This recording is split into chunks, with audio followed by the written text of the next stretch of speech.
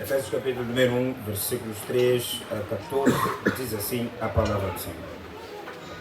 Bendito seja o Deus e Pai de nosso Senhor Jesus Cristo, que nos abençoou com todas as bênçãos espirituais nas regiões celestiais em Cristo, porquanto Deus nos escolheu nele, antes da criação do mundo, para sermos santos e irrepreensíveis em sua presença, e em seu amor nos predestinou para sermos adotados como filhos, por intermédio de Jesus Cristo, segundo a benevolência da sua vontade, para o louvor da sua gloriosa graça, a qual nos outorgou gratuitamente no amado. Nele temos a redenção, o perdão dos nossos pecados pelo seu sangue, segundo as riquezas da graça de Deus, e que ele fez derramar sobre nós com toda a sabedoria e entendimento. E nos revelou o mistério da sua vontade, de acordo com o seu bom propósito, que ele estabeleceu em Cristo, isto é, de fazer converger em Cristo tudo o que existe, todos os elementos que estão no céu, como os que estão na terra, na dispensação da plenitude dos tempos. Nele fomos também escolhidos, tendo sido predestinados conforme o plano daquele que cria absolutamente tudo, de acordo com o propósito da sua própria vontade, com o objetivo de que nós, os que primeiro esperamos em Cristo, sejamos para o louvor da sua glória.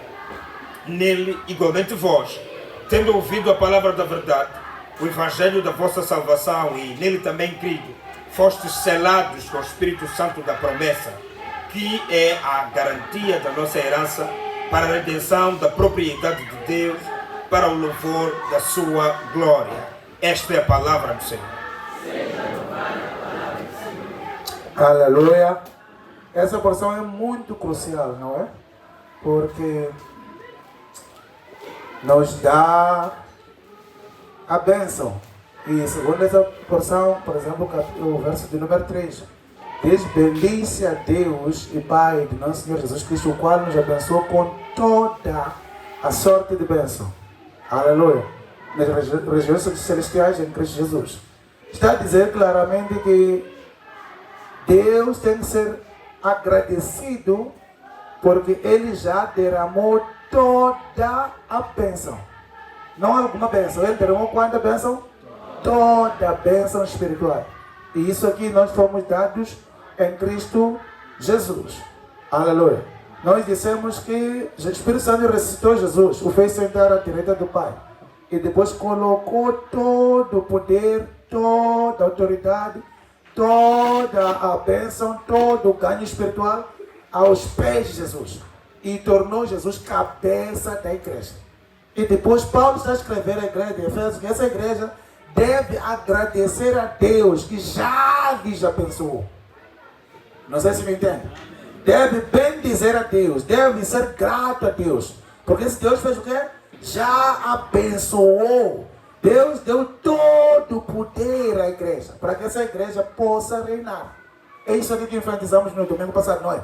Toda essa autoridade, todo esse poder é nos dado na ordem de nós reinarmos com Deus. Aleluia. E essa bênção não é uma bênção que nós vamos receber, mas é uma bênção que já recebemos. Aleluia. Não é uma coisa que a igreja vai receber, mas a igreja já recebeu. É para isso aqui, é para nós entendermos que nós não dependemos de uma coisa de fora de nós, mas dependemos daquilo que Ele já deu dentro de nós. Aleluia. Então, aqui é importante o irmão entender que se Deus já deu toda a bênção, o que eu tenho que fazer?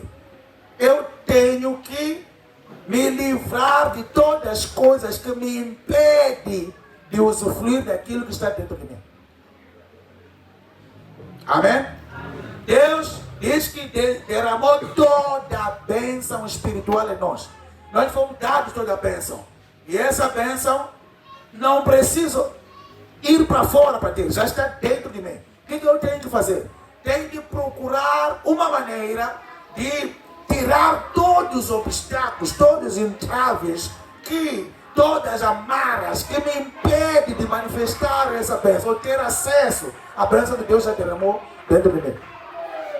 E esse princípio de se libertar desses obstáculos é aquilo que nós chamamos de arrependimento.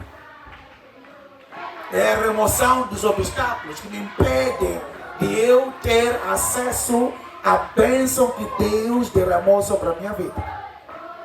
Então, arrependimento é a coisa certa a se fazer. E depois, aqui onde nós lemos de 3 a 14, temos uma menção de 8 bênçãos na totalidade, bem descritas, que nós vamos ter que meditar nelas, vamos ter que comer dessa palavra e depois sermos abençoados. Amém? No verso número 4 tem uma coisa muito crucial, que diz que Ele nos escolheu antes da criação do mundo, para sermos santos e irrepreensíveis. Não é uma coisa que Ele ainda vai fazer. Ele fez até antes de criar o mundo, para que nós fôssemos santos e irrepreensíveis diante dele. Mas vai dizer, quando Ele olha para mim, não vê mácula nenhuma, não vê erro sequer. Mas isso que Ele fez antes da fundação do mundo. Aleluia. E essa bênção da igreja ser santa e irrepreensível é a representante de todas as 8 bênçãos que existem nesse trecho. É a fundação, é a chave, é tudo. Se você tem essa bênção, significa que as outras fluem naturalmente. Ser santo e irrepreensível na vista de Deus. E esse estágio, ou essa bênção aqui, é o quê? É o estágio onde a pessoa não limita a Deus. Não entenderam? É um estágio onde a pessoa não faz o quê? Não limita a Deus. Se falamos isso aqui, segundo a linguagem de Paulo a Romanos, a pregação de Paulo a Romanos, é um estágio de glorificação. É um estágio que a pessoa está tomada totalmente com a glória de Deus. Essa pessoa não limita a Deus.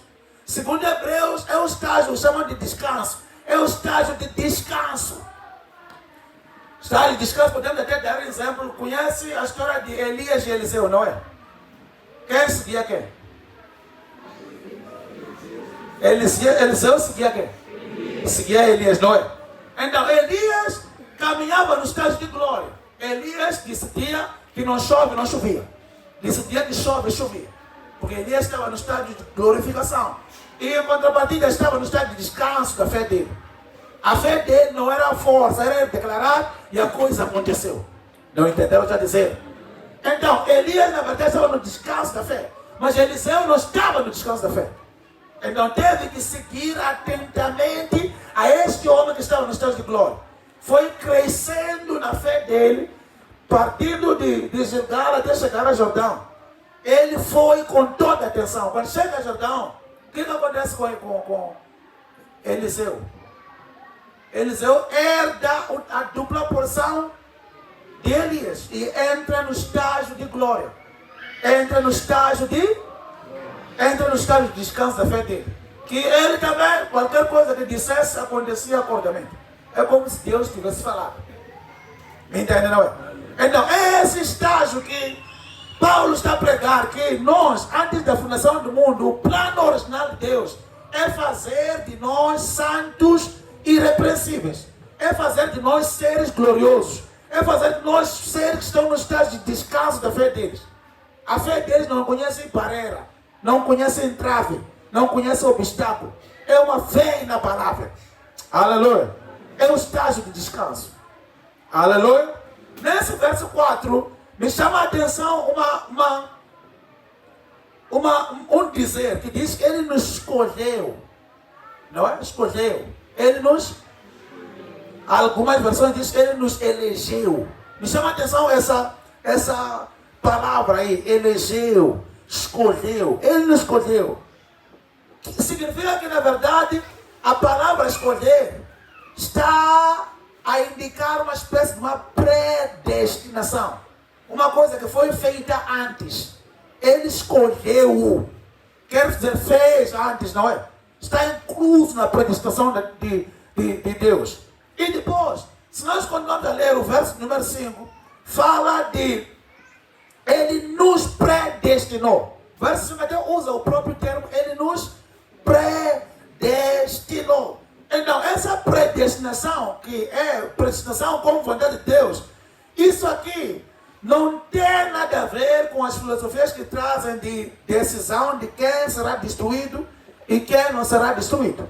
Não tem nada a ver. Não é a respeito disso aqui que essa previsão fala. Mas essa previsão fala do propósito de Deus para a sua criação. O propósito que ele tinha ao criar o ser humano. Que é o quê? É fazer dele santo e irrepreensível. Por que ele faz santo e irrepreensível? É para que essa pessoa tenha uma comunhão perfeita com Deus. Uma comunhão sem impedimento. Uma comunhão sem falhas. Uma comunhão sem corte direito. É por isso que primeiro ele providencia o estágio de descanso. O estágio de glorificação. O estágio onde a pessoa é santa e irrepreensível. E quando é santa e irrepreensível, essa pessoa tem uma comunicação, uma intimidade, uma comunhão com Deus sem nenhum impedimento. Uma comunhão perfeita. Então, eu e você temos que, na verdade, receber essa bênção aqui. Na verdade, atualizar essa bênção aqui. Que nós fomos predestinados, escolhidos por Deus. Escolhidos a dedo por Deus. Para sermos santos e irrepreensíveis diante de Deus. Quando Deus olha para ti, não vê mácula, então Ele pode comungar contigo sem nenhum obstáculo. Ele pode ter intimidade contigo sem nenhum obstáculo, sem nenhuma barreira, sem nenhuma barreira. Barreira não conhece a relação que nós temos com Deus quando de verdade existe essa graça. Aleluia. E de novo podemos até enfatizar a palavra fomos elegidos, fomos escolhidos no verso do número 4. Não tem nada a ver com o aspecto da salvação.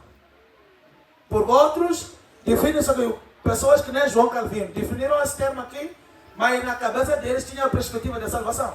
Que Deus, antes de criar o mundo, decidiu que este quer ir para o inferno e este quer ir para os céus.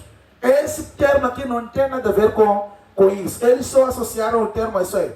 Mas esse termo, na verdade, significa o chamado de Deus acerca do caminho ou da substância da vida de alguém. Não sei se estou falando português que se ouve. Está vendo? Tem um caminho que ele traçou, tem um caminho que ele colocou. E esse caminho é um caminho predestinado. Qual é esse caminho? É que nós sejamos santos e irrepreensíveis. E essa santidade e irrepreensibilidade só é acessada quando nós decidimos aceitar a escolha divina. Falei sozinho. Por quê? O ser humano foi criado com liberdade de escolha. É por isso que temos no Pentateuco, nos livros de Moisés. Moisés diz que eu paro diante de vocês e eu apresento vida e morte. Mas eu vos aconselho a escolher, porque a pessoa tem liberdade de escolha. Não entenderam, amados? A pessoa tem o quê? Liberdade de escolha. Aleluia. Tem liberdade de escolha. Minha voz chega lá, não é? Está tudo bem. A pessoa tem liberdade de escolha. Então, só acessamos essa bênção de ser santo e irrepreensível quando nós usamos da nossa liberdade de escolha para escolher a predestinação de Deus. Para escolher aquilo que Deus predestinou. Aquilo que Ele me escolheu para. Que é eu ser santo e irrepreensível. Aleluia. Ele me escolheu, me elegeu para eu ser santo e irrepreensível. Mas isso aqui só posso ter acesso se eu tomar da liberdade que eu tenho de escolher aquilo que Ele predestinou para mim. Consegue me entender? Pergunta teu vizinho, entende o que o pastor está dizendo? Então, fomos escolhidos para ter intimidade com Deus. Mas só tem intimidade com Deus uma pessoa que é santa e irrepreensível. Isso aqui, santidade, ser irrepreensível, não é uma coisa que você vai fabricar. Não é uma coisa que você vai fazer. É uma coisa que Ele já deu. Tudo que você precisa é aceitar. Estou aqui entregar vida e morte. Mas escolha, é você que deve tomar a escolha da predestinação dele. Escolher aquilo que Ele colocou para ti. Escolher a bênção que Deus deu. Aleluia! Amém? Quando você escolhe a seleção divina, a escolha divina, você toma posse dessa bênção. Você manifesta essa bênção. Aleluia. Amém? Então, essa seleção, essa predestinação é a demonstração clara do amor de Deus para querer fazer dos seus filhos santos e irrepreensíveis. Aleluia! Então, essa é uma bênção, ser santo e irrepreensível. É ser que a religião dá regras que você tem que fazer para se tornar, não é? Enquanto a Bíblia não está falando assim, diz que você tem que tomar da tua liberdade, escolher aquilo que Deus decidiu por ti. Se escolhe, a santidade se manifesta. Não entenderam vocês? Você escolhe a designação de Deus, você se torna aquilo que Deus designou para você ser. Está claro, amados? Você faz o quê? Escolher aquilo que Deus selecionou para ti, para você se torna. Amém? Então a primeira bênção é o quê? Santo e... que está no verso número 4. Ser santo e irrepreensível. Para quê? Para eu ter uma comunhão perfeita com Deus. Para eu ter uma comunhão sem impedimentos com Deus.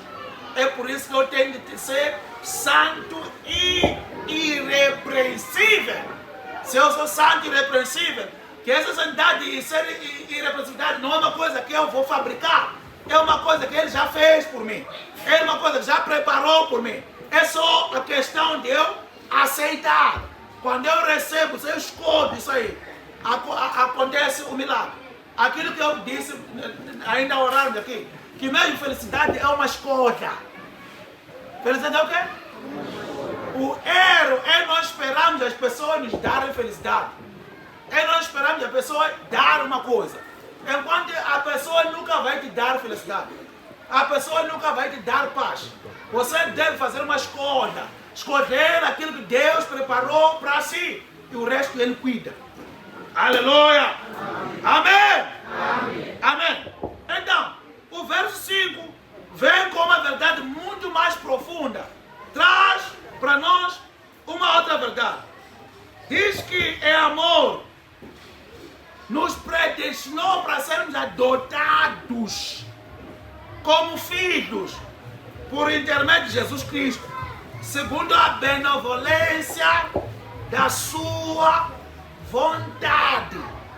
Ele em Cristo nos adotou, nos fez filhos. Então, a segunda bênção aqui é a adoção a filho. Adoção a filho. Adoção a quê? A filho. É vontade de Deus, segundo esse verso. Antes da criação do mundo, nós sermos seus filhos. O plano de Deus para mim e para ti é que você seja filho de Deus. Estão entendendo o que eu estou dizendo? Seja o quê? E se é filho, qual é o ponto de ser filho? Se tornar filho de Deus quer dizer você é garantido a autoridade de herdeiro. Falei bonito? Você entrega o quê? A autoridade de um herdeiro. É por isso que Ele escolhe te predestinar, decidir antes da criação de tudo, que esta aqui é minha filha. Essa aqui é quem? É minha filha. Garantir a ti a autoridade de uma herdeira. Aleluia. E basicamente falando na nossa linguagem, é a autoridade de tetraca. Tetraca ou herdeiro é uma pessoa que representa outra pessoa que não está aqui. Tetraca é um termo que era usado nos impérios há muito tempo. Que quando era Império Romano, o imperador tem alguém lá na sua colônia. Aquela pessoa é conhecida como rei ali, não é? Mas ele representa o quê? O rei. Na nossa terminologia, é o embaixador. O Trump é conhecido nesse país por causa do embaixador dos Estados Unidos aqui em Moçambique. O embaixador dos Estados Unidos decide por Estados Unidos aqui. Representa os Estados Unidos aqui. Nós somos dados a autoridade de tetraca, de herdeiro. aquilo que é de Deus, essa coisa é minha. Aquilo que Deus deveria decidir, quem decide sou eu. E essa é uma bênção que Deus predestinou-nos. Ele decidiu por mim e por ti. Que se nós, pela nossa livre espontânea vontade, exercitarmos a autoridade, vamos ter escolha. Escolhermos isso aí se manifesta na nossa vida. Aleluia. Nós caminhamos. E aqui tem uma coisa que anima no ser filho. É que ele não só te adota como filho, mas te dá uma prerrogativa de crescer nisso aqui. Crescer de filho para amigo dele. E de amigo para noiva dele. Ainda não animou. Ele te faz você crescer de um nível para outro. De filho, que é herdeiro, não é? Para amigo dele. De amigo dele para noiva dele. E depois podemos até trazer exemplos bíblicos a respeito de o que é um amigo de Deus. Porque o filho já lemos, não para ser adotado com filho, não é? Mas amigo dele. Podemos ler a Bíblia, 2 de Crônicas, o verso número 20 a 7. Não é? Crônicas, 2 de Crônicas, o capítulo 20, o verso de número 7. Não é? Já viram esse verso aí, amado, nas vossas Bíblias? Viram os versos? É um verso maravilhoso. Assim. Diz o quê? Fala de um ser humano que era amigo de Deus. Quem é esse ser humano? 2 de Crônicas, capítulo número 20, o verso número 7. Quem era esse ser humano aí? Ainda estão a procurar. Tenho tempo convosco, não se preocupe. Quem era esse ser humano aí? Abraão. A Bíblia está falando que Abraão era amigo de Deus. Quer dizer, Deus lhe adotou como filho. Depois de adotar como filho, passa a ser ter companheiro, amigo. Era amigo de bolso de Deus. E nós ouvimos isso aqui de Moisés também. Que Deus conversava com Deus como se um amigo conversava com outro amigo. Nunca encontrou na Bíblia isso aí? Deus conversar com Moisés como se estivesse a conversar com o seu próprio amigo. Ser amigo de Deus. Você cresce do nível de filho para amigo. Há coisas que o pai não conta para o filho, mas conta para o seu amigo. Ai, não entenderam o que eu dizer. Há coisas que o pai não conta para o seu filho, mas conta para quem? Para o seu amigo. E nós crescemos de filho para amigo. E isso aqui é possível, amados. Amém? Podemos ler mal até Isaías também. Tem isso aí, Isaías 41, verso número 8. Amigo de Deus. Tiago 2, 23. Podemos crescer a ser amigo de Deus. Ser chamado de amigo de Deus. Amigo de bolso de Deus. Aleluia. Estava a dizer Isaías 41, verso número 8. E Tiago 2, 23. Então, você pode escrever no chão e vai ler, vai descobrir que de verdade, houve um ser humano que comia coisas quentes e para mim que era amigo de Deus. Ele e Deus são bros. Ele e Deus são amigos. Ele e Deus se diz my brother. Ei, amigo. Ya. Era amigo de Deus. Amém? Pode dizer ao teu vizinho, receba essa bênção, seja amigo de Deus. Receba a bênção de ser filho. De crescer a um nível de amigo de Deus. Amém? E depois, quando você se torna amigo, ele não te deixa ir só. Abre uma outra janela. Você cresce a ser noiva dele. E quando você é noiva dele, você conhece os segredos profundos do coração de Deus. Você passa a entender o que Amós estava dizendo. Amós capítulo número 3, o verso número 7. Que diz que certamente o Senhor não faz nada sem antes revelar aos seus profetas. Aquelas pessoas têm acesso a entrar no trono de Deus. Têm acesso aos segredos profundos de Deus. Têm acesso àquilo que Deus sabe, Ele saber. Essas pessoas aqui, são as pessoas que receberam a bênção de ser adotados filhos. Que crescem para amigos, crescem para noivas. Aleluia! Não me entenderam vocês? E se alguém de verdade é herdeiro de Deus, é filho de Deus, é amigo de Deus, é noiva de Deus, o que essa pessoa é? Essa pessoa é dada uma autoridade espiritual. E essa autoridade é uma autoridade sobre espíritos, é uma autoridade sobre pessoas, é uma autoridade sobre finanças ou recursos, e é uma autoridade sobre a natureza. Na verdade, ele é dado o governo do mundo. Não sei se entenderam. Mencionar quantas autoridades aqui? Já chumbaram. Antes da CPI, já chumbaram. A pessoa que na verdade, recebe a bênção de adoção de filho de Deus, herdeiro de Deus, cresce a ser amigo de Deus, cresce a ser noiva de Deus. E por conta disso aí, é dada uma autoridade espiritual. Que essa autoridade é a autoridade sobre espíritos, é a autoridade sobre pessoas, é a autoridade sobre recursos, é a autoridade sobre a natureza. E é isso que nós vemos na vida dos outros. Moisés, vemos na vida de Elias, vemos todos os homens de Deus. Facilmente eles comandam a chuva cair. Eles comandam pessoas fazer uma coisa e fazem. Eles comandam até ver animal, aparecer animal. Essa autoridade é dada à igreja, vocês. A autoridade espiritual, a autoridade material, a autoridade sobre pessoas, a autoridade sobre a natureza. Você tem essa autoridade. Você flui nisso aqui. Aleluia! Amém! Amém. Aleluia! Então, não quero puxar muito. Quero falar da última, nessa sessão, vamos falar da última bênção. Que é o verso de número 7. O verso número 7 diz que nele temos a redenção, o perdão dos nossos pecados, pelo seu sangue, segundo as riquezas da graça de Deus. Então, fala de uma coisa muito importante que é o perdão de pecados. Isso aqui é uma bênção da parte de Deus. Que nós recebemos redenção, que é o perdão, é o divórcio com o pecado. Temos uma bênção que se chama perdão de pecados. Aleluia. Isso aqui, Paulo já diz que aqui é divórcio com o pecado, que é separação.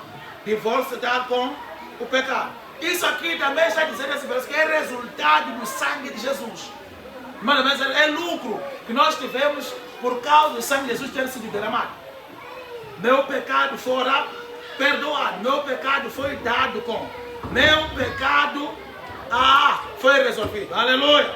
Pensei que você fosse dizer glória nisso aí.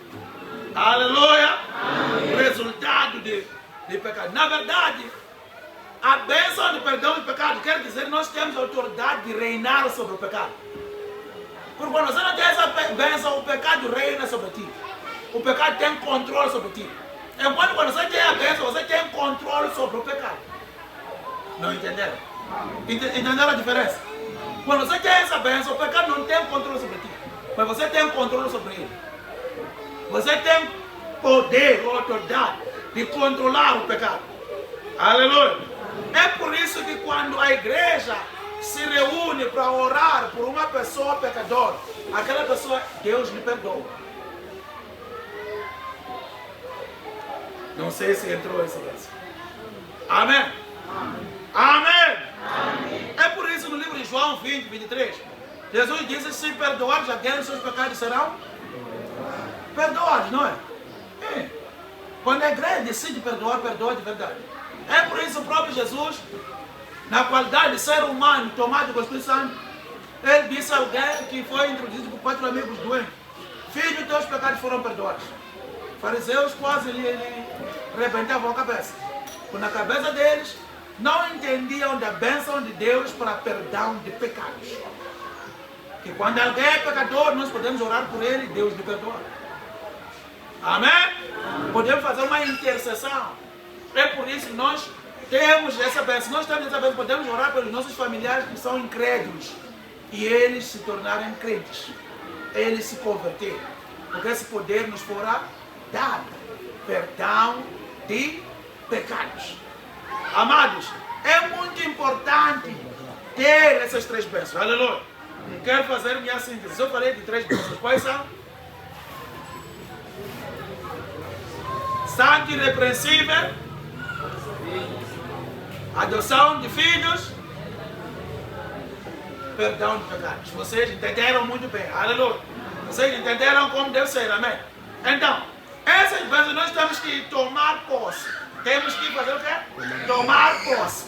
Temos que tomar posse. Temos que tomar posse.